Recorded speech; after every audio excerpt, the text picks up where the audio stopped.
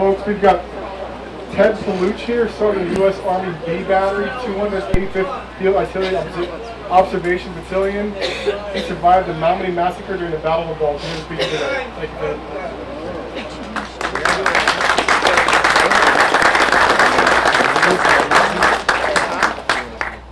Good afternoon. My name is Theodore James Palluch. Most people call me Ted. I was born in Philadelphia, Pennsylvania, December the 4th, 1922. I'm 91 if you're counting. When war broke out, Second World War, another fellow by the name of Joe Lenahan and I went down to join the Marines. They took him, he stayed in for 20 years. He passed away about 10 years ago. They turned me down 5 feet. I didn't like the Navy, so I waited for the Army to take me.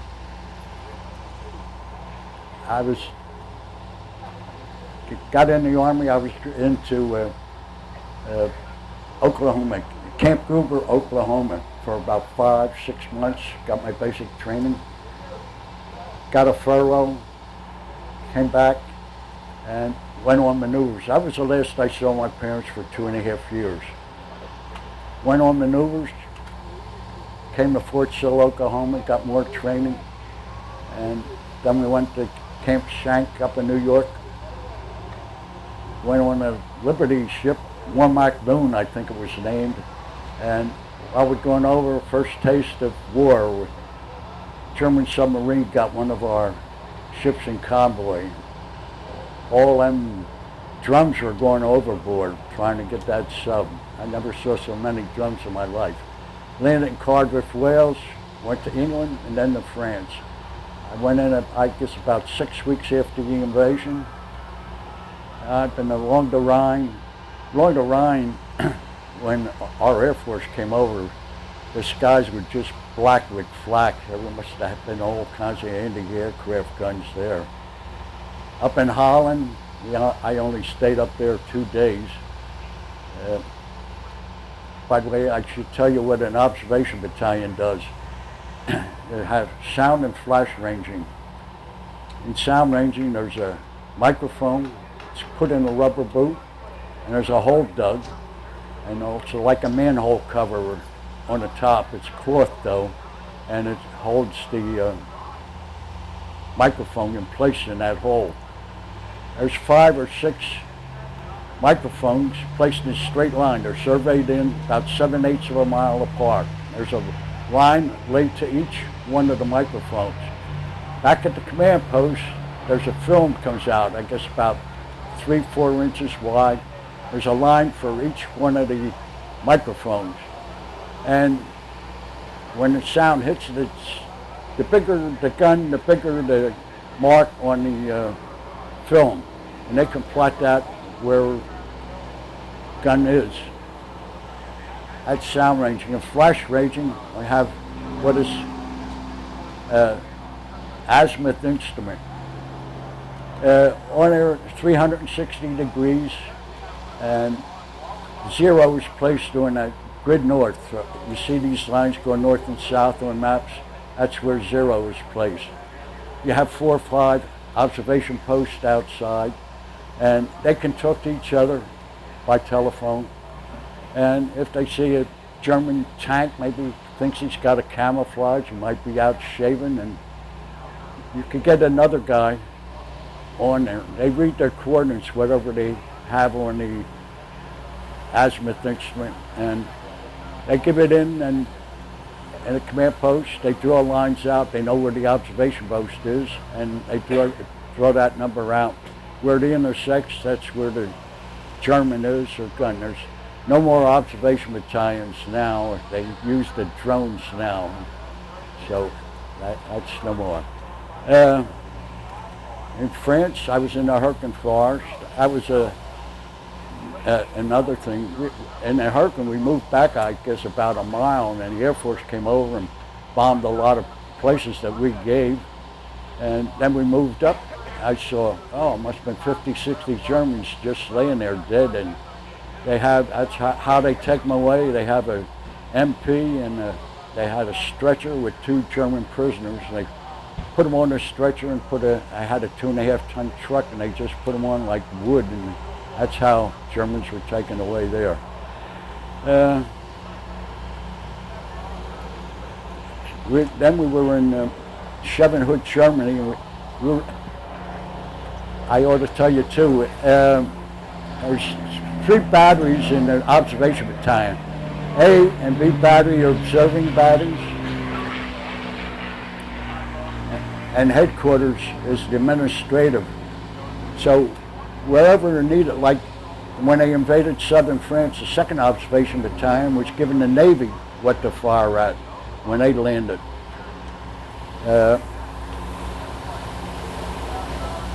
I was saying, well, in a hurricane, get back to the hurricane.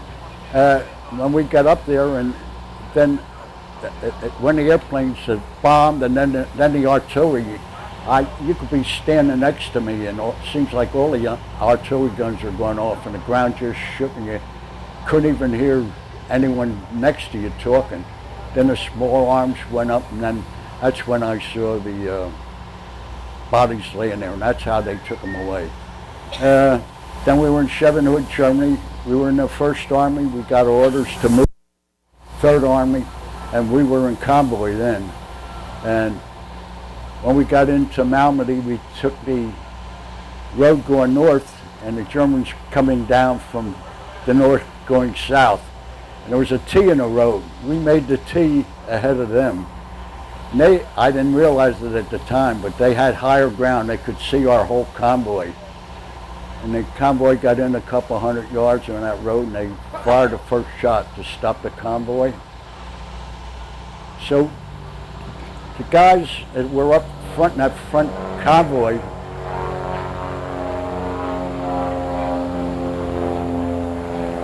they got into the woods. I don't know how many, maybe 7 or 8, but they were included in the massacre. The rest of us were in the ditch, and they brought a tank around, and all we had was carbines.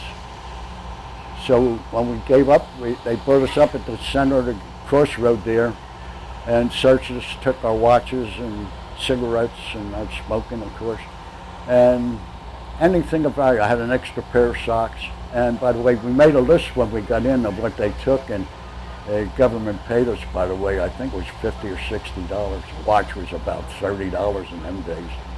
All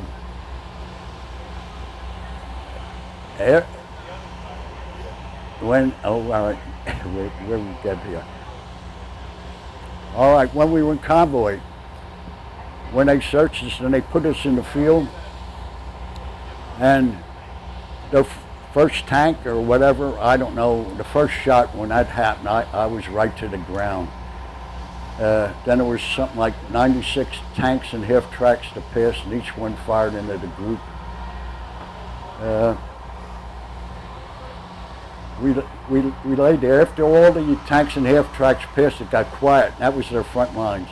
Malmedy was actually 2.5 miles away. They named it the Malmedy Massacre, but that's the big town. It actually happened in Benays, a small town, but the bigger town, that's why they named it the Malmedy Massacre. Laid there, when all the tanks passed by, that was their front line. Ours was 2.5 miles away. Then they came around. Anyone was moaning, they shot, probably in the head, because when I saw 84 people were killed there. When I saw the report, over a third of them were shot in the head, so that was them coming around shooting the guys in the head. Then they went back into their house there, and things got quiet again, and someone hollered, "Let's go." And that's when I got up and ran. I ran down the dirt road. They come out and took a shot at me. I was hitting a hand before that. And there was a break in the hedgerow. He missed me, and I dove in the hedgerow, came up and looked at me and went back. He didn't come through the hedgerow, just looked and went back to. In the meantime, some of the other guys ran into a building in which they burned down and got them coming out. I saw this German SS trooper come out, and there was a well there, and pumped some water out of the well and went back in the house. And not far away, about 2-3 foot away, there was a drop there. So I rolled to the drop and dropped me. Couldn't see me then, and I looked. I hit the railroad, came in on the railroad. I met a fellow from our outfit, Matera, in a little ways. We met a guy from the 2nd Division, Anderson, I think his name was, and a medic. When we got into Malmedy, it was dark that night. After the massacre, I guess about was 6 weeks or so, we went back in action. We regrouped, and our first job was crossing the Rhine. They put the pontoon bridge up there at Remagen. We crossed that, and our job was to get all the Germans on the other side there, mop them up. We were going pretty fast, then 5-10 miles a day. We had 3 flatbed trucks. We filled them up with prisoners and tried to get we had more to put on, try to get them to move up. I guess they didn't speak English or something, but we got the guy to drive down the road a little and jam on the brakes on, and they moved up, and we filled them up. We got all the prisoners on, 3 flatbed trucks. Then we were moving 5-10 miles a day. I don't think we set up again. It takes us a while to set up, of course. You can see, surveying in the microphones, everything else. And we ended up just Czechoslovakia, just south of Berlin. And someone got up a little high and saw white flags out of a little town just south of Berlin, and we decided to go. There's 4 of us. We had to go through the Russian lines.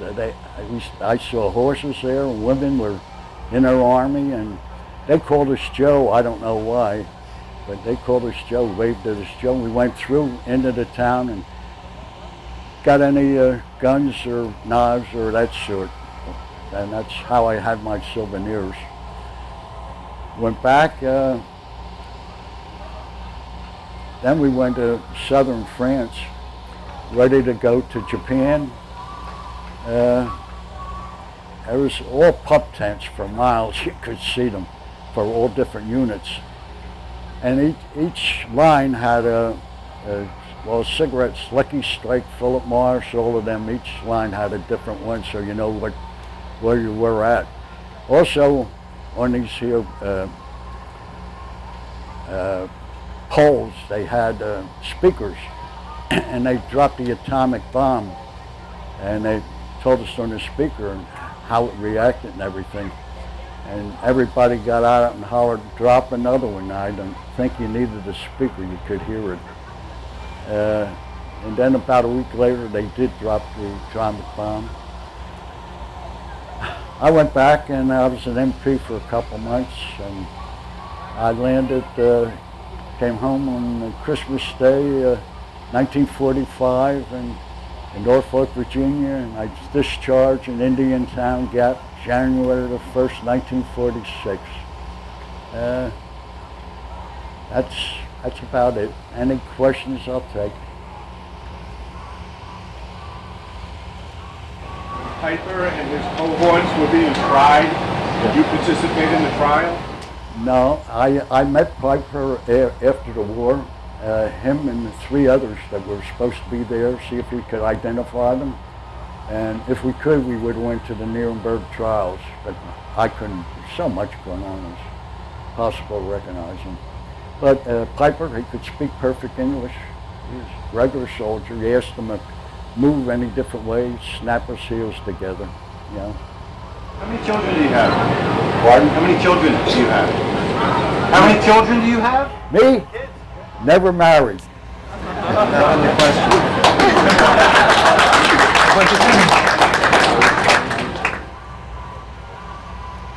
Any other questions? Any questions? When the SS were opening fire, what kind of weapons were they shooting? Like half tracks, tanks at you guys, submachine guns? What kind of weapons were they all shooting at you? Pistols? You mean the Germans? The Malmedy massacre. When they opened up with a tank machine gun, a half track machine guns, and Oh, well, when they passed, they fired a round or two, and by the way, the Germans had black uniforms. On one collar was crossbones and skull, and the other collar was lightning. And I've been in, I guess, 5 or 6 museums over there. Never saw their black uniform again. I saw their dress and their camouflage, but never black. I don't know why. I don't know. Any other questions? Crossed the Rhine, was the bridge still there, or had it already fallen?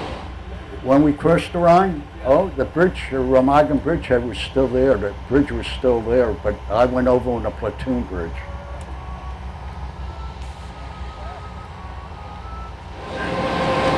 How many times have you been back to Mount? Now I've been back 3 times, 76, 96, and '07.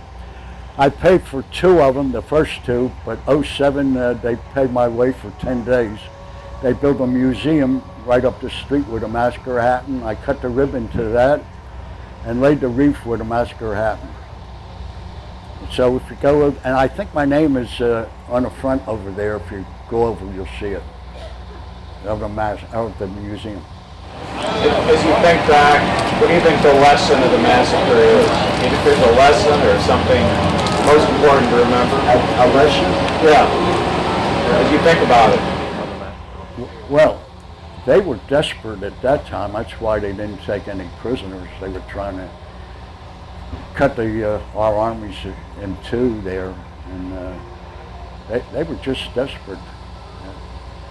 And I guess they couldn't afford to have any men to take us back. If they, maybe a tank or 2 to take us back, 100 and some guys to take back.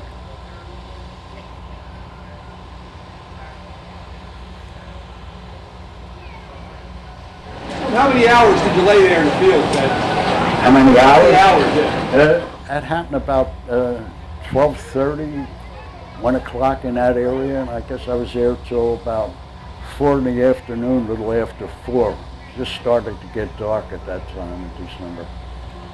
And when we got into Malmedy, it was really dark then.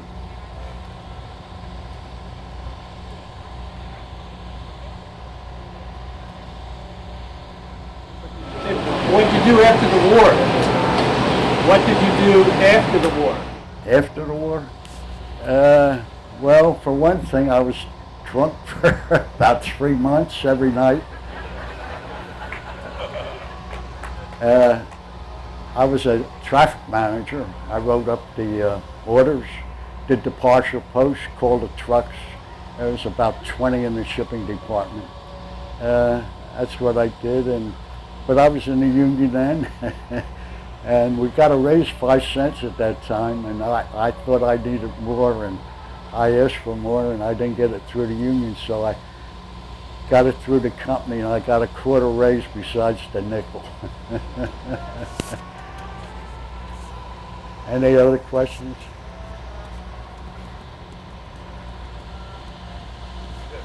What were the Germans doing after the shooting? Were they laughing or making jokes, or what kind of stuff were they doing after the main shooting of the Malmedy massacre? What was their behavior like after, like the way they were talking amongst each other and everything? Well, they were in vehicles, and like I said, 96 half-tracks and tanks that passed, and they fired in the group. I was laying there. I wasn't watching what arms they were firing. All I know, bullets were coming. And I think one of the reasons why I escaped, say this is the group, I was down on the one corner of the mountain. When they came around that corner, what were you going to fire at? You're going to fire in the center of the group. So the ones that were in the center got the whatcom. I think that's my idea why I think I got away with only, little scratch like. Any other questions? Okay. Thank you, Tim. Thank you. Thank you.